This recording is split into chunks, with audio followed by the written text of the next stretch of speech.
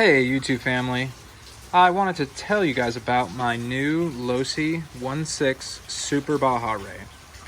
This thing is a freaking beast. So I'm just going to go ahead and get started on this little conversation here. There's a few things that I wanted to talk about. One is you're probably looking at this truck versus the TRaxxas UDR. I will say that the TRaxxas UDR is a beautiful truck. It's really nice. Its scale detail is incredible. I love the cantilever suspension. I love just all of the detail in that truck. But what I don't love is TRaxxas' name. I feel like TRaxxas vehicles are not built very well. All the friends that I have that have TRaxxas, especially the UDR, TRaxxas vehicles that I've personally owned, they all tend to break every single run, and it's always some critical part, right? It's never something simple like a bent front bumper or something like that. It's always some critical part like an ESC or like a differential or like a main gear, pinion, something crazy stupid. So I would stay away from the UDR and pretty much any TRaxxas brands, but I'll get off that soapbox. So the Losi Super Baja Rey. This thing is a fantastic truck. I've had the 1/10 scale Baja Rey. In fact, we still have a 1/10 scale Baja Rey, and it is night and day. It's like, I don't even know how to explain it. When you drive these larger vehicles, they handle so realistically, you almost feel like you're driving a real Baja truck. Everything about this vehicle, from the tire compound to these huge, massive shocks. I don't know if you can see that. The sway bars down here, just these huge steering links. I mean, here's, just for comparison, here's the handle on one of my hex wrenches. They're about the same size. I mean, this truck, and the same thing with the rear links. And just in comparison to the UDR, I mean, the UDR, those links, they look like this, literally. Don't even get me started on the rear axle. That's why they give you two, because you're gonna break it. I mean, look at how massive this rear axle is. It's literally, it's bigger than my thumb. It's incredible. The way that they've got this truck set up, I freaking love it. There's a few things that I will tell you if you're gonna buy this truck. Be really careful with your batteries. I had some, crap. I had some 3S batteries for the Losi Baja Rey 1/10, and 2 of them will not fit in this vehicle. So just really be careful.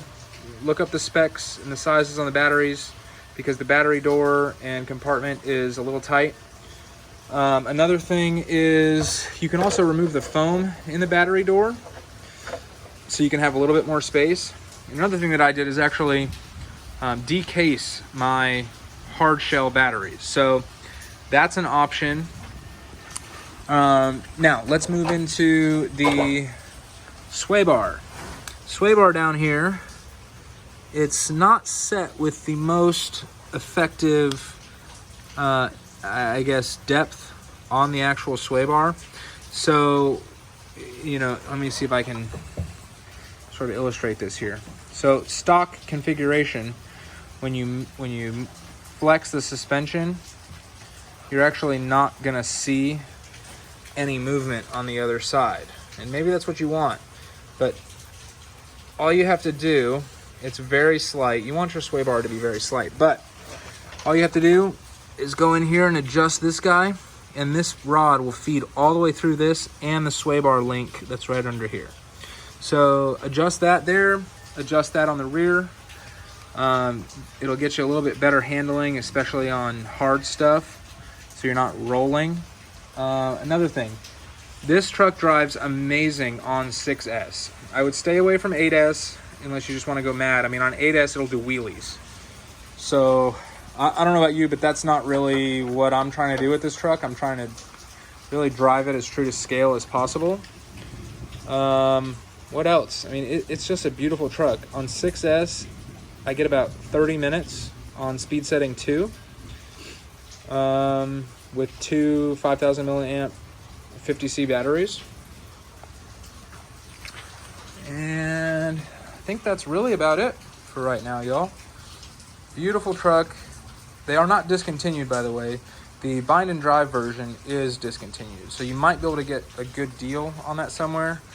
For all of my sources, the ready to run version is not discontinued. They will still be selling that. I think what Losi's doing is moving to a smart system similar to the DBXL2 and some other vehicles. But man, I mean, this thing, it's incredible. When you turn and you get into a drift, I mean, it'll roast the tires. It'll literally roast the tires. You'll get a little puff of smoke, and it won't flip like the 1/10 scale will. I mean, it will flip if you're really, pushing it. But when you just hit it hard and do a little kind of drift as you're accelerating away, it's just fantastic. I'm so happy that I got this instead of a UDR, because I really do think that UDR looks beautiful, but the way this thing handles, just how big it is, how fast it is, how much torque and power it's got, it can't compete. Like, the UDR cannot compete with this thing. So that's my soapbox. I hope I helped some of y'all make a little bit of a decision. It's amazing. So y'all have a good one.